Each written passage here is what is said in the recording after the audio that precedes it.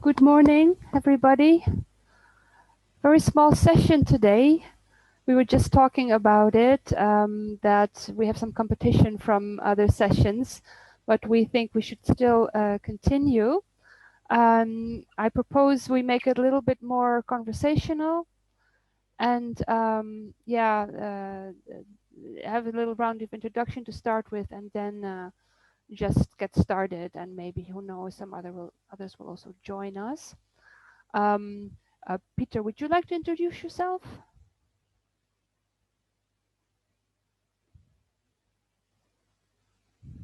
Unmuting. Hi, I'm Peter. I work in the research methodology group at University in Wageningen, and I'm helping out here because I'm really interested in complementing quantitative stuff with more qualitative ethnographic approaches. And narrative assessment really seems to address a lot of the very serious fundamental holes that I see in a lot of the more quantitative, deductive-driven approaches. Winnie? That's enough.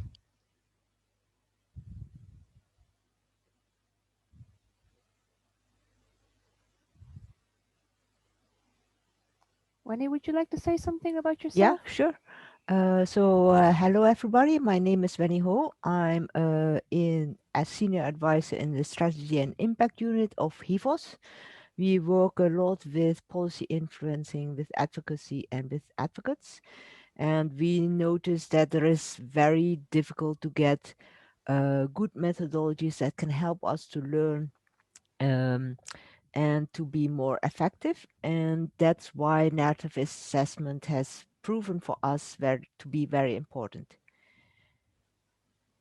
Okay, thanks, Winnie. Peter, I'm Margit van Wessel. I work at Wageningen University, and I work in advocacy and advocacy evaluation. And together with Winnie and Peter, we are developing this new methodology. So glad to be having this session, and thanks a lot for joining. Sam, would you like to say a few words? Hi, thanks. My name is Sam Stadden. I'm lecturer in environment and development at the University of Edinburgh in the UK. And I was just really interested in the title of the assessment around kind of narratives and stories and the importance of that within development. My own work has been primarily around community forestry in Nepal. And I'm working with practitioners at the moment on some kind of critical reflective learning work and thinking about the value of individual stories, I guess, and sort of evidencing their stories. So yeah, I was just interested to come and hear what you're talking about. I may have to run out at 11 because there's something else that's not the conference that I need to go to. But yeah, thanks for talking. And I guess if you're, well, this was recorded, so you'll be sharing it anyway. So it's a good resource for people, even if they're not here right now. So who knows? Let's hope for that. Beth, would you like to say something? Hiya, I'm Beth. I'm just volunteering at the conference to help with IT support. I'm actually a student at the University of East Anglia studying development economics at the moment, so I am really interested in hearing what you have to say. Okay, great. Well, thanks a lot, Beth. So we are very small now, so I suppose what we can also do is to make it also a little bit more of a conversation amongst ourselves. I have a presentation to introduce the method. I'll try to keep that a little bit short because we're such a small group and it's just an introduction. And then we can go to the unsettling dimensions quickly after that. I suppose you see here the slide. My presentation or not? Yes, Can you see it? indeed. Yeah, okay. So yeah, so we developed a new approach to evaluating advocacy, and we call it narrative assessment because it's story based. It's a method built up around stories that advocates tell about their work. Advocates in the context of development, that's what we're focusing on. Surely it could also be taken into other contexts, but this is where our focus lies. And the idea of that is to bring out the reality of and meaning of advocacy work and its achievements much more than is possible with current methods. And the inspiration of that came from my experience starting out this method with a very large evaluation of advocacy for development in the Netherlands by Netherlands-based development organizations, where I found that it was very hard to actually learn anything from the way we did it. It was very accountability centered and really focused on what was achieved and building evidence for what was achieved, so it could be assessed indeed how much was actually achieved, but it was very difficult to make sense of the actual material that we got that was very outcome centered. So I remember very well producing an 800-page report that was full of detail but very little actual meaning that policymakers and also teams could actually take out of that. So we wanted a method, later on Peter and Wendy joined me in this effort. We developed this method that really puts advocates at the center, and really brings out the way they work, and understand also and make understandable why some certain things are achieved or not achieved, and also to give more insight into explanations for that and how it's certain results are rooted in skills and qualities of people or lack of those, but also the context in which they work. So a narrative assessment builds stories with advocates at the center, and then those stories are used for various purposes. They can be used for various purposes. And the stories are a co-creation by advocates and the narrative assessment facilitators, as we call them, to make sure that the stories become stories that are plausible and give the insights that we think are helpful for understanding what happened. It's all about also about building rigor into the stories to face the issue of evidence, which is, well, taken to be very important in many corners of the development world, you could say. And objective evidence is very hard to come by, but evidence in terms of a plausible story was for us an alternative way to build rigor into the method. So it brings out knowledge and skill strength, but also limitations, also gaps in analysis, in strategy and capacity, and also can mobilize support or make it more possible to assess the quality of what actually happened. And we think you cannot really see narrative assessment as a method that can stand on its own, but it can be combined with more commonly used methods, providing deeper insights and focus on specific issues. So yeah, we think this can help address a few issues in advocacy evaluation. That is the intangibility of results. For example, building up a closer relation with a ministry is very hard to actually show as an outcome with conventional reporting, but in storytelling, it's very easy to actually bring that out. It can also address the challenges of advocacy as you know, as an instrument to achieve change. So it's a nonlinear process what you're going through that can be shown. It can build narrative evidence or the plausibility of the story, and can also help to explain what happened, which is very difficult with the common methods. So with narrative assessment, you sit together with advocates to show how change unfolded over time. So how a program was successful or not, how that unfolded over time. And then you can focus on specific questions that you have as a team, for example, how certain outcomes were achieved or how certain things went wrong. So we want this to be a rigorous method that brings in key elements of narrative inquiry and key components of a good story. We want to show how certain changes happened over time, by what actors, what actions, to provide the setting in which it happened, so put it in the context, and also have a plot with a takeaway message there. So we really want to make it possible for advocates to tell their story, to tell the meaning of what happened in their eyes, and have the plot built by them, and thereby they become really owners of their story and build a message also through that story.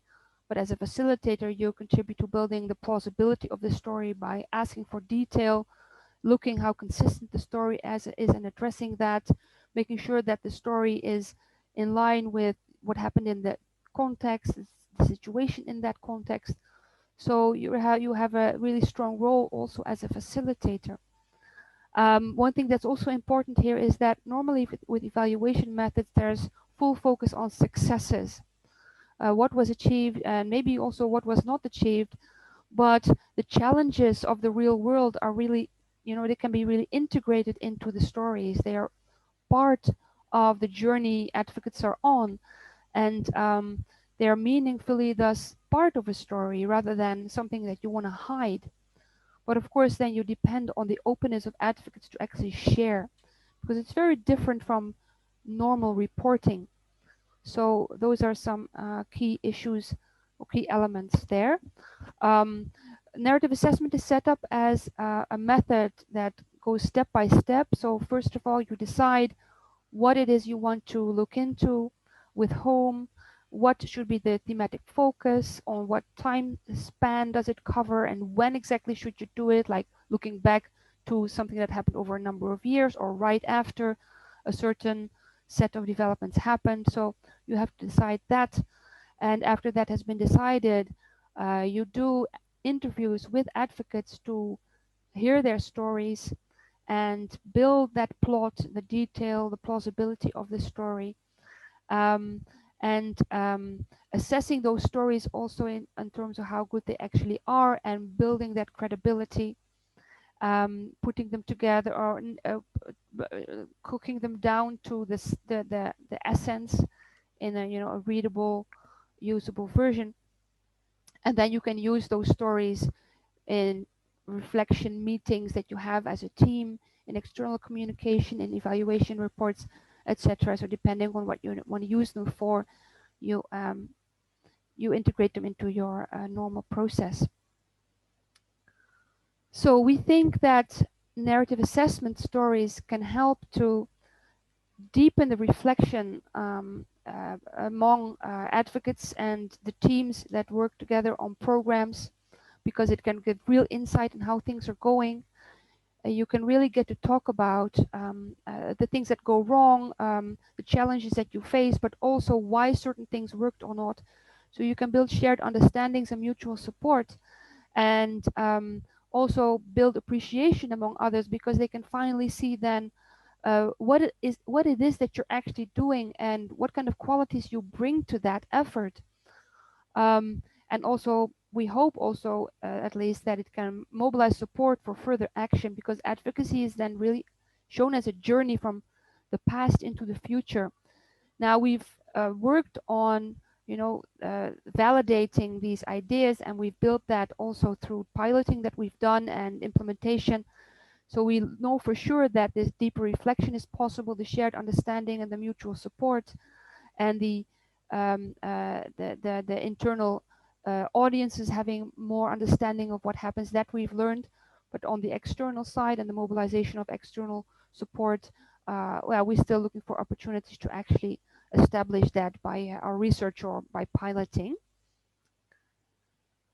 Welcome, Liliana, to our session, our very small session. I hope you can enjoy it and contribute also to our discussions later on. I'm just going through an introductory presentation, and then Peter and Wenny will join with some unsettling dimensions of this method, just for clarification.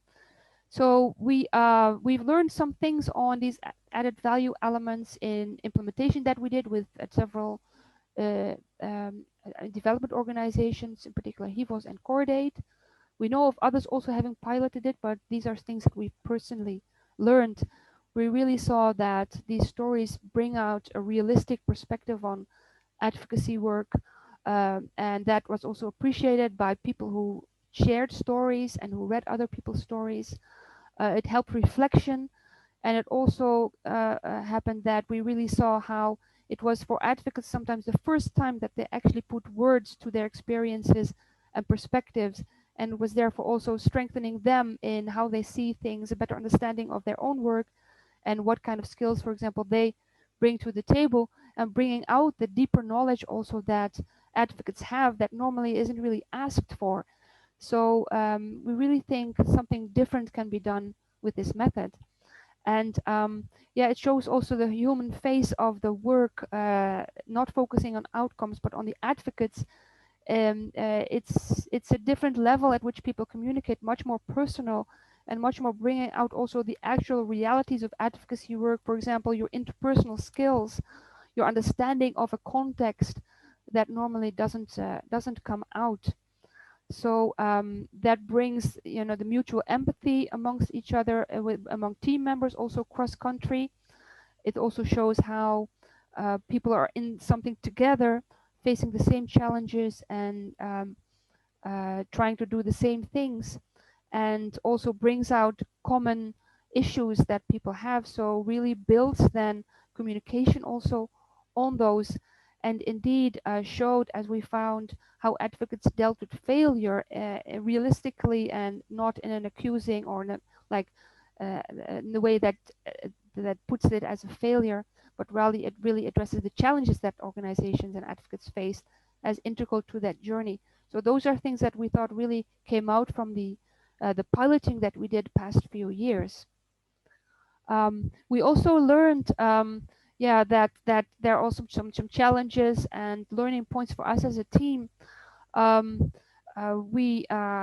we really need to focus as facilitators, which is that was a role that we took up to learn how to do that. We really need to encourage people to come up with detail and come up with key points, because they don't do that automatically. Many people are in reporting mode, giving very generic statements rather than actually sharing the detail that really gives the insights into the work. It's also not as if stories can be fabricated, good stories that can mobilize support, that show qualities. It's very difficult to make those up on the spot. So good stories really depended also on people having a good story to tell. So it's not as if you can simply create stories on the spot because they're, you know, they might be interesting for marketing or something like that. Not the kind of stories that we are looking for. So in that sense, it's also self-regulatory in a way. We also learned that it's very intense for people to do this. You might think that people, you know, have an easy time telling a story, but because we're asking for detail, because they have to look back and actually think, what did I really do? What happened? How did certain things actually happen? And what was my thinking then? That's very intense for people, but they also tend to find it quite satisfying because it goes to a very personal level and talks about things that are very dear to them. However, in some cases, advocates may also have secondary agendas. Things may not be going well with the program and to such an extent that they're scared what might come out, or they might need something from their director or program manager, and that might be pushed in the story rather than actually tell the story as we would like to have it. So that can sometimes get in the way. Facilitation, we also learned, is not exactly natural to people. That's also something I think requires training. So we're also thinking about advancing that as part of our, you know, our work in the future. And another thing is that stories may be quite sensitive, contain information that people talk about because it's part of their story. But for external communications, those things might often be too sensitive. So stories often need adaptation before they can be used for external communication. So you really have to be very careful with the kind of information. The information that is shared in the meeting with a facilitator is not necessarily the same stuff that can come out in external communication, like, for example, on a website or anything like that. Yeah, so those are just briefly some key lessons that we learned then. We're still working on that. We're developing things further. So we have a manual that we produced like maybe 2 years ago. We have a new version coming out hopefully in a few months, but this is available. There's also a research paper there from 2018, and there's also a book that we produced based on an implementation with Chordate. So that's publicly available if you want to see some of these stories. Yeah, finally, we are also planning on free webinars based on our updated manual that people might join if they're interested. So that's for a brief introduction. Um, if you have any questions for clarification on this introduction, this is a good time to share those. And if you have discussion points, we ask you to put those in the chat so that we can address those after we had the 3 presentations. If there are any questions, you can raise them now for clarification on this. It's super interesting, Margaret. I'm going to put a few bits in the chat for discussion later. But Okay, thank you. great. It's really good. All right. Okay, so if there's no further questions for clarification, I would like to give the floor to Wenny. Can you see my screen? Yes. Yeah? Yes. I cannot see you now, but just stop me if there is something not going right. So I am picking up where Margaret left, and especially on what Margaret said, reporting mode. So what happens, especially in international development, but actually anywhere where donors fund certain initiatives, whether that's international or national, that there is some kind of a value chain organized around that, where the donors sit on top of the pyramid. Then in this case of the international development, the funding goes to, for example, INGOs, international NGOs. They fund national NGOs. They fund then community-based organizations and so on. So a kind of value chain organizes around those funding flows. Those funding flows and that value chain is characterized by upward accountability towards the donor who sits on top of the pyramid. Because funding comes with power. And especially in the case of international development, but I guess also other initiatives, if the donor doesn't like something, then the funding flow, the tap can be closed. So the accountabilities within that value chain come with power relations. And that also then creates shadow realities. Because in traditional project management, all is oriented towards impact orientation and promise. We promise that with your funding, we will reach 500,000 girls and get them to school. That's a kind of promise that traditionally, conventionally occurs in international development. But as often happens in complex situations, there is no control about those impact results that you have promised. So in consequence, if you have no control over whether yes or no you are going to achieve those results that you have promised, but yet all your planning and the reporting, especially to the donor, is guided by those impact promises, you create a kind of dilemma. So like a kind of separation in the mindset of staff who have to implement that project. And that crack is guided and that shapes what staff thinks that needs to be reported. They will report on that promise, 500,000 girls, we will get them to school. But if, for example, the Ministry of Education collapses and something fails, you will not report on that failure, what you think is a failure. So what counts then is not what you do in terms of adaptation based on the lessons that you learn in that reality, where in this case the Ministry of Education has collapsed, and therefore you think it's better to work with the district governor. that kind of lesson is not reported on. So your own knowledge as a staff, what you have to do, people we have learned just diminish that and say, oh, that's just my gut feelings.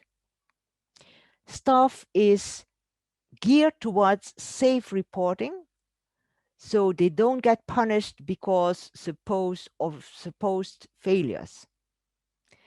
So in that sense, narrative assessment is unsettling this kind of mindset. It asks from staff to come out from the shadows. The mindset that is needed for narrative assessment is basically geared towards a shift from that impact orientation and promise to report upwards towards the donor to what actually has happened, what was important, and how and why.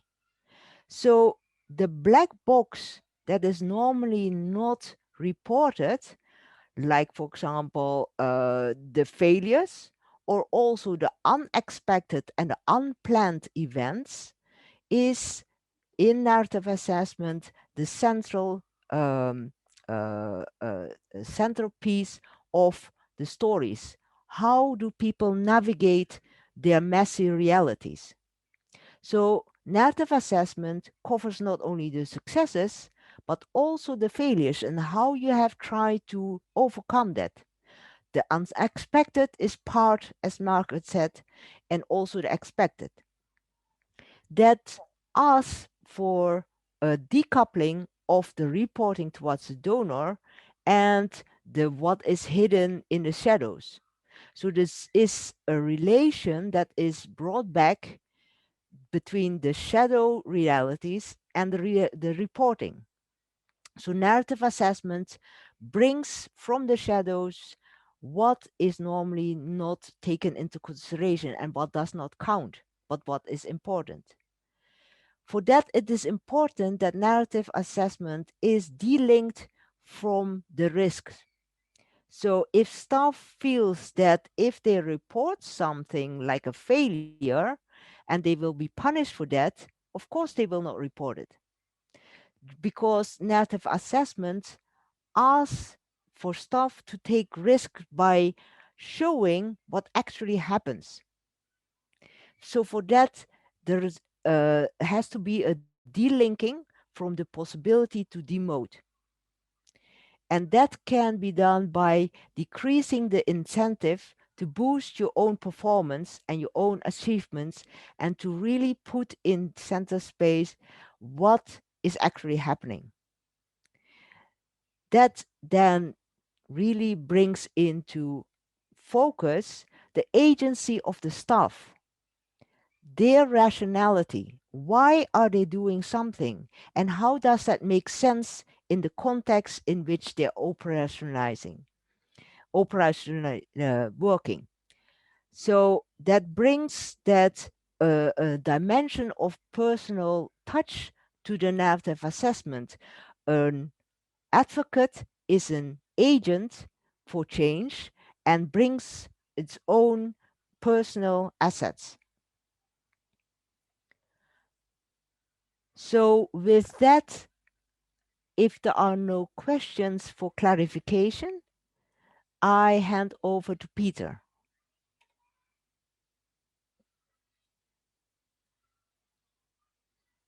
Can I stop sharing? No questions for clarification indeed. Okay, Peter, please go ahead.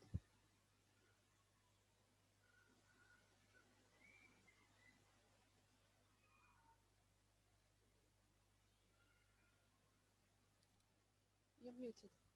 Unmuting is a good idea. Let's say that you've been asked to assess how well somebody is baking bread. In particular, you're very interested in temperature and humidity control of the oven.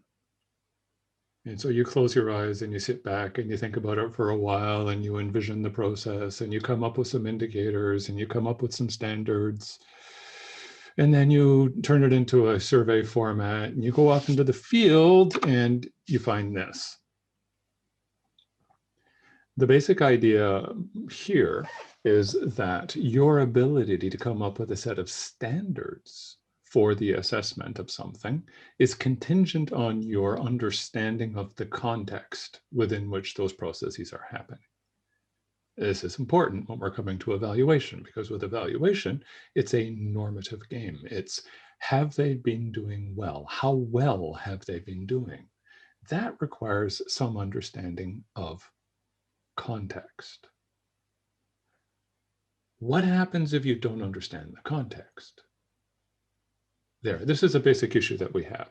Now, I'm going to trade on this issue to talk about the importance of safety, maintaining the safety of people who are sharing with us. Because, as has been pointed out by Winnie and by Margit, narrative assessment asks for huge amounts of detail. Now, these details can be quite incriminating, both for the organization with respect to their accountability to the donors and within their own host contexts. There are very good reasons why people may not want to share what they're doing at the level of detail that's necessary. So let's just, holding those two things in mind, think about three options on reporting. First of all, this is what actually happened. Bob asked his Aunt Petunia, who lent on John Justice, so we got the letter. This is an account of an intervention, which makes perfect sense to somebody who's in the context and knows it intimately. Let's see what this looks like in the context of the kinds of accountability practices that we see a fair bit. The theory of change asked the NGO to secure a letter of permission, and the outcome harvested is they got the letter of permission. So according to the accountability framework, it's fine. Now here, this is a narrative assessment account of an intervention that has been fully fictionalized. There is nothing in this account which would link the practice to the actual country in which it took place. But I'm going to read through it. It's a little bit longer than indicated here. And then we'll talk about adequacy of reporting. So in the Land of Oz, local police can be bought. This usually happens in the police station when people are hidden from the public eye. One of the activities that we promised was to place observers in local police stations. These observers report what they say both to the public and to a committee. This we thought that would make police practice more visible, which would increase accountability. Police stations are in principle public, but our volunteers got harassed. So we needed a letter of support from the Minister of Justice. The Minister of Support does not receive kickbacks from the police stations, but he does receive kickbacks from people who do get kickbacks from police stations. So he said, no, we couldn't get it. Now, one of the people I work with in the NGO, their aunt has some good dirt on the Minister of Justice. And so this friend of mine's aunt lent on the Minister of Justice and got the letter. We even, when we went to pick it up, had some pictures taken of us. So there, that's kind of a story within which everything has been fictionalized. And there's a huge amount of detail in that story, which you would never get out of an outcomes assessment process. Taking a step back, how good is an outcome? We need to know the context, the capabilities, and the pathways. And in order for people to actually understand what is happening, for example, in the narrative, it becomes clear that the NGO has leveraged corruption in order to secure access to mitigate corruption. That kind of contradictory knowledge would never be able to be reported through more traditional means. Because it is placed in the context of a fiction, it is possible for it to be reported in a way that can inform peers and inform donors and make visible some of the challenges that people face. And so this is a challenge. This is really unsettling. What does it mean to provide a valid account? Because I can tell you perfect fiction which is highly relevant and deeply informative, or I can give you an accurate account, which is wholly uninformative and doesn't support a rich understanding. And that is one of the challenges that we're facing in the context of narrative assessment, is what constitutes a valid account. That's enough, I think. Okay, thank you, Peter. Maybe you can stop sharing? Oh, yeah, there's a thought. What am I doing? How do I do that? New share, pause share. I've paused share, stop share. There, it's gone. Okay, great. Well, we have some questions or discussion points, I should say, in the chat. But maybe there are still some questions for clarification from our audience on your part, Peter. Anybody?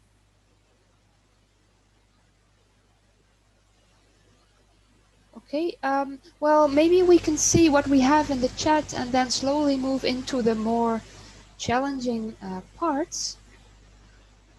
Liliana and Bijay, would it perhaps be possible for you to turn on your camera so that we can have a bit more of a conversation, if possible at all?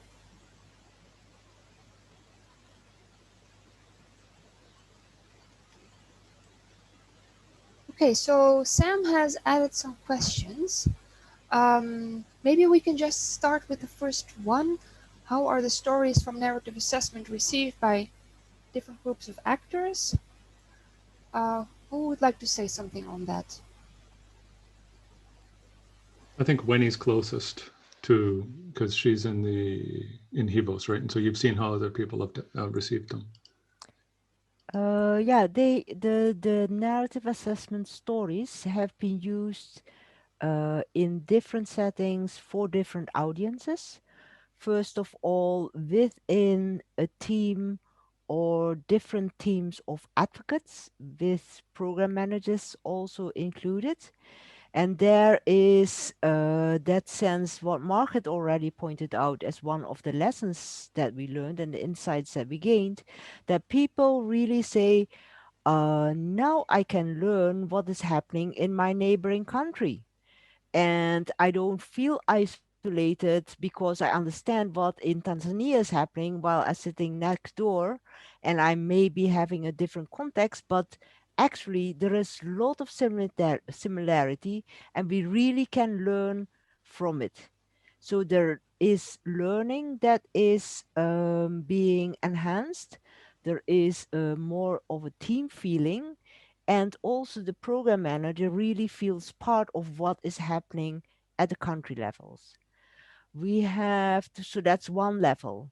Within the organization itself, those narrative assessment stories really have a different position in the sense that they are different from the normal, let's call them merchandise, that organizations want to put to the general public. This is really enhancing a connection with, for us, loyal supporters. So they can get a better sense of what actually is happening that the organization is contributing to. The other thing is that they also have been used for reporting to the donors. And in that sense, it's really, again, it's very different, the stories that are put out. It's not like competing for attention with the best visual of another woman who has gained access to income. So you're not part of the competition in that kind of, let's call it, market, but you really help the donor to understand better what is actually happening on the ground. And we have more requests of help us understand, help us learn.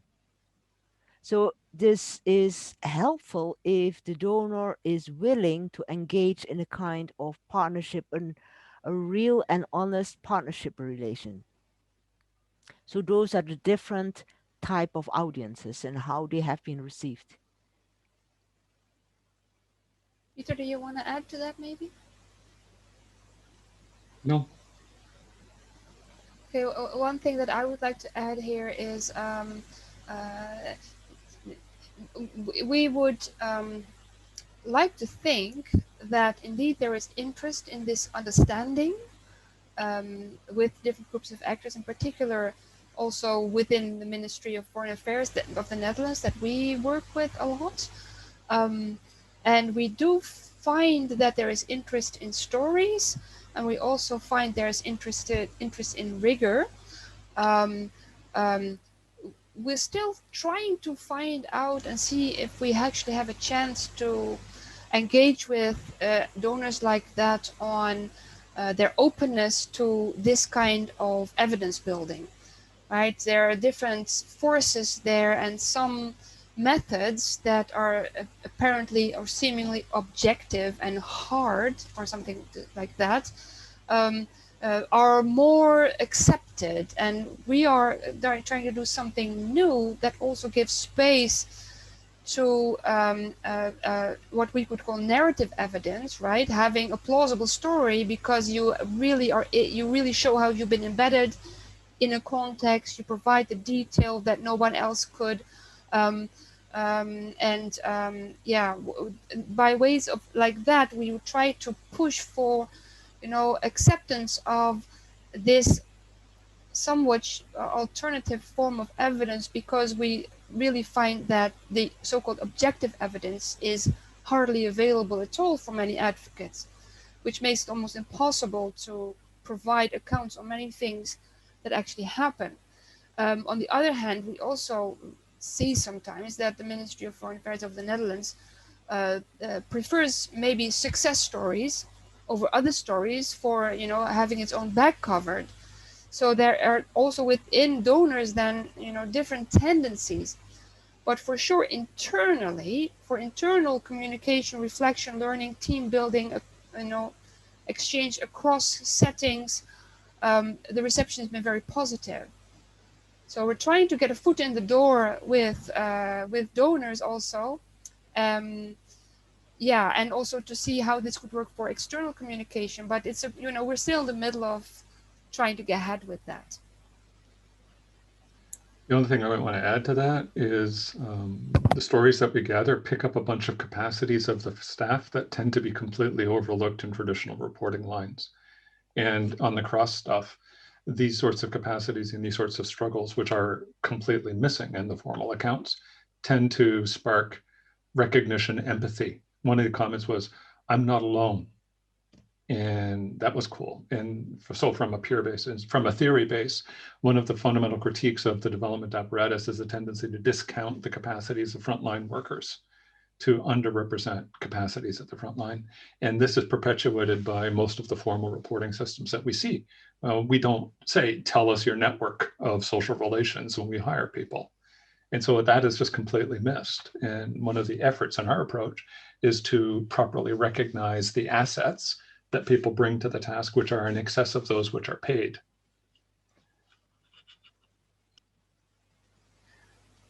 Okay, any further points on this question? Anybody? Okay, then we move on to the second question. Do advocates ever write the story themselves, or do they typically speak their stories and facilitators write them up? Who would like to tell about that of our team? I can share a little bit of the experiences that we have. It's generally it or all in all cases that I have been involved in, it's the advocates who tell the story and the facilitator help the story unfold and tease out issues like the plausibility with questions about, can you tell a little bit more about the context, how that happened? So it's teasing out the contextual details. So in that sense, it's not the advocate, him or herself alone, who write the story. And I think it is important in the sense that if your mindset is geared towards hiding what may put you at risk, then asking an advocate to write their own story may not reveal the real story, let's say. So in that sense, the conversations that I have been engaging in as a facilitator really brings out different type of stories, which also for the advocates themselves can be inspiring and interesting, because they say, oh, now looking back and with those questions, I remember other details, and I remember this is actually what was important. So if you are very much in the do mode, as very often happens, having to talk to someone and to think through and reflect back what happens also helps create a stronger story. Picking up on something that Mark had said earlier, quite often people will say, oh, I had an intuition, or they'll go, hee, hee, hee. That's sort of an internalized oppression. They fail to recognize their own form of knowledge as valid. And so if you let people tell their own story, they'll look at, okay, what does the boss want to hear? And so that induces development speak, which often is inconsistent with the local knowledges through which people actually operate. And so while it would be nice to empower by granting voice, the voice which is granted is not innocent. It has been conditioned by the expectations of prior experience and development. And so to to diminish the significance of the development apparatus and shaping the narrative, critical engagement is required. Now, critical here doesn't mean typical critique the World Bank. It means neutral probing, querying along the way, and queering, actually, if you want to draw on queer theory here, to encourage the speaking of alternative and perhaps even the plurality of alternative narratives. Now, that's fancy speak for folks aren't really set up to tell stories the way they would their uncles and brothers when they're asked about their work in the office. And so we need to set up an environment to help that happen at this point. When narrative approaches to assessment become more natural, it would be great to be able to pull back and trust that things would emerge. But we're nowhere near that point yet. Thanks, Peter. So then there is the final question, number 3. Where do the narrative assessment story get disseminated typically? Well, I can just maybe start on that, and maybe our team members can join that. What we've seen so far, especially with working with HEVOS, that it was primarily used internally for reflection meetings. There was also the book that we made with Cordaid, which is called Advocacy in Context, which holds stories from different countries that was shared among the different country teams in a program that Cordaid did to read and also to exchange on, and we then had a workshop meeting. So that show really brought out for us also, how people see that they, can recognize, for example, two different African countries really showing, like South Sudan, really looking into the stories of Nigeria and seeing, okay, they have a similar struggle, and they could see how they were doing things differently or how the situation was different, and how they also could relate to what was going on. So it was used for exchange at that level. It also has come out publicly, this book, as an ebook publicly available for people to maybe get inspired by, we hope. But we're still very much in the initial stages of that. I do follow other publications that come out, and I do international consultants particular, but also researchers draw on narrative assessment. But I rarely see so far stories actually coming out in public. So my hunch would be that it is in fact used, but very much for internal purposes. So it would be interesting also to learn if that's indeed true, and what that means. But I do see it being picked up by consultants. So there's something going on there, and then having that contrasted with not really seeing how they come out publicly, or maybe they're out publicly with organizations on their websites or whatever, and we just don't see it. So it was be interesting to actually go into interaction with different consultants who used it and learn what they've experienced there. So yeah, that's where we are. But it's good, I think, to see that, you know, we're all people actually involved with other work much of the time, and we're developing this, you know, when we get the opportunity, small projects here and there that can come up. But we're yeah, we hope to expand that as we move on. Yes. Yes, Bijay says, sorry, very intermittent network. I realize that, Bijay, you're in and out of the meeting, but thanks for keeping on trying. Okay, I think other Sam points. had to leave at 12 or 11 actually. Yeah, I was just going to say, yeah, I do, I'm afraid, but it's been really interesting. Thank you for presenting it all. And I've kind of signed up on the webpage and things to get more news from HIVOS. And yeah, I'll look into the resources online there. It's really interesting. So thank you very much. Thanks Real a lot, happy to Sam. get Thank an you for email being from here you and have a chat. participating. Brilliant. Thank you. Bye. Thanks. Good luck. So this leaves us with the precious audience of Bijay. Who's only here intermittently for no fault of his Yes. own. Yes, Liliana also has problems with the connection. Yes, that's what we have a lot in our world, of course, but thanks for letting us know. So yeah, are there any further questions or comments from you, Bijay, then? If possible, otherwise we understand if it's not in your, you know, within your means to actually respond to this. Hello. Yes. Hello. Oh, yes, we hear you. great. I'm back again. Thank you for this session. Actually, I had a query regarding the narrative assessment because being a development practitioner, we come upon like different individual narratives and lifetime experience if you go on the field.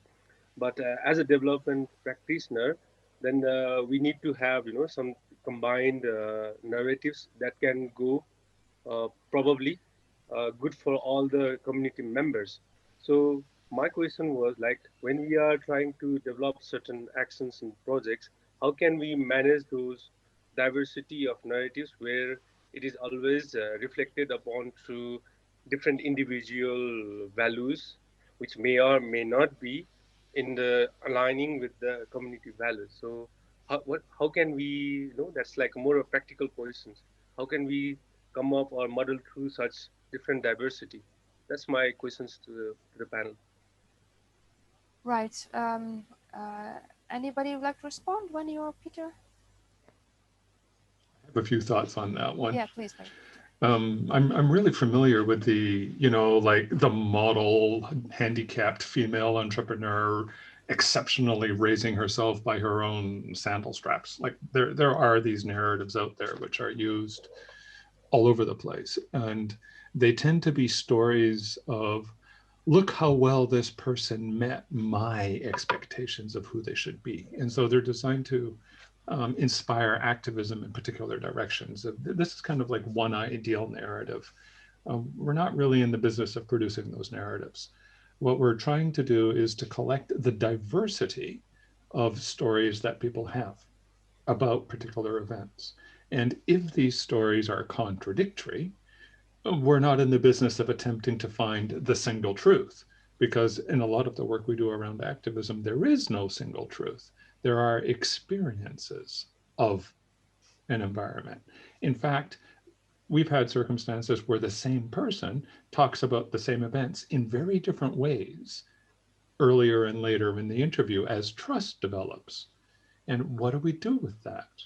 Now, way back when in the 1950s, there was an idea that there is only one story and we got to find it.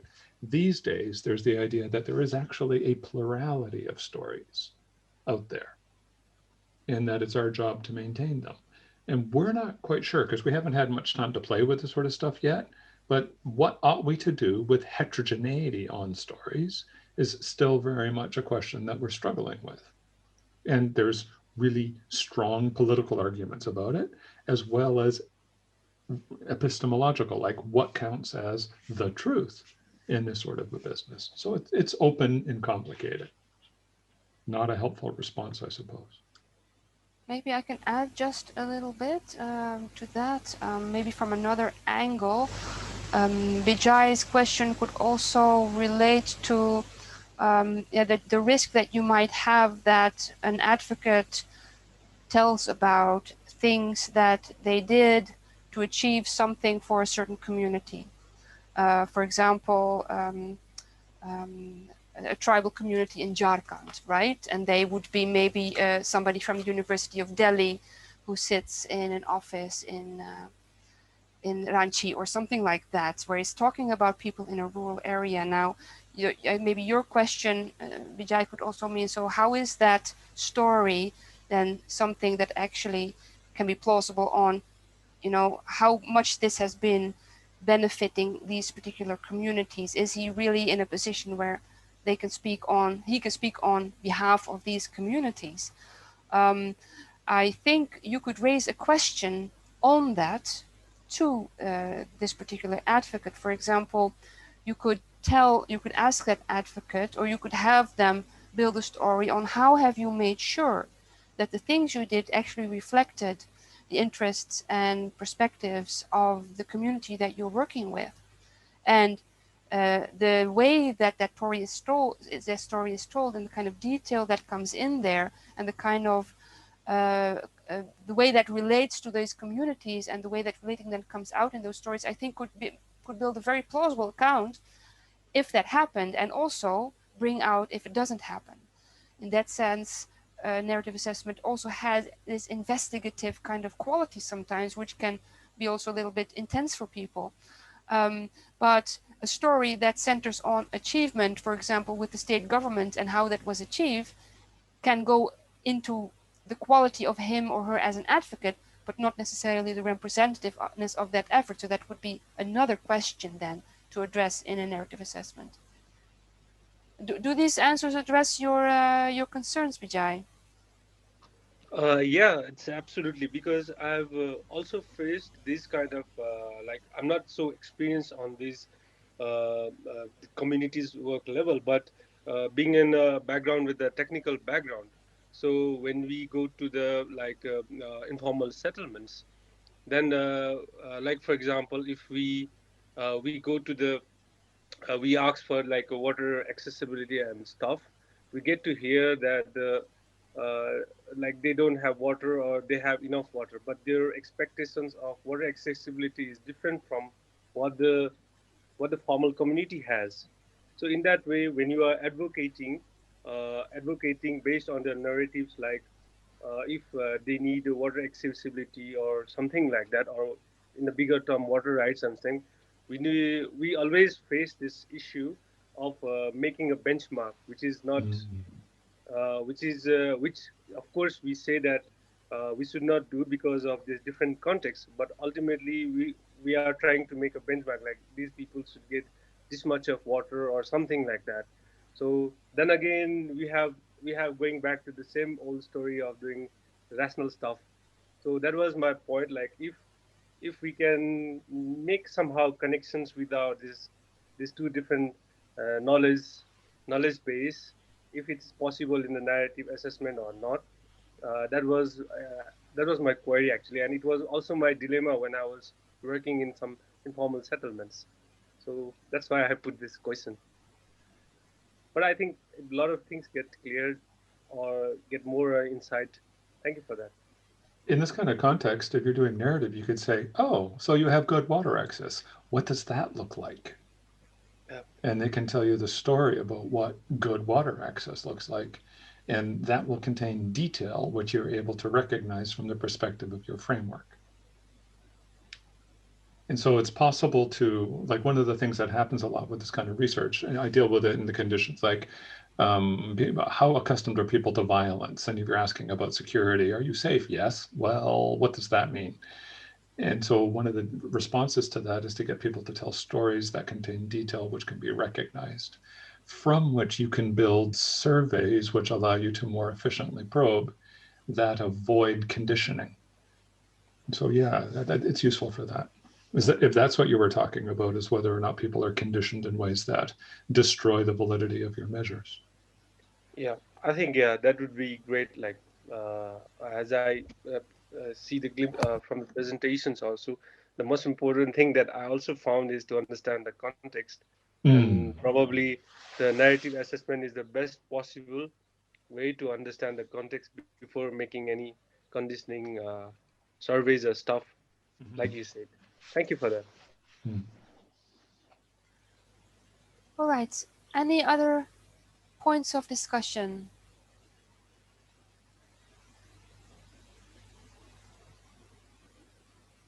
If not, I think it's okay to close this meeting. Yeah, and BJ, if you have like a real application, come on, we're at a university. We're always happy to have chats on the side. That would be an honor. Thank you very much. Yeah, our contact information is there, right? Yeah, I think in the panel I'll find. Thank you. Yeah. Just drop an email. Thank you. Thank you very much. On the website. Okay, yep. Thanks a lot. I hope we're all good with this session, even though it was very small. But yep. Thanks a lot, everybody, and see you maybe in some other session.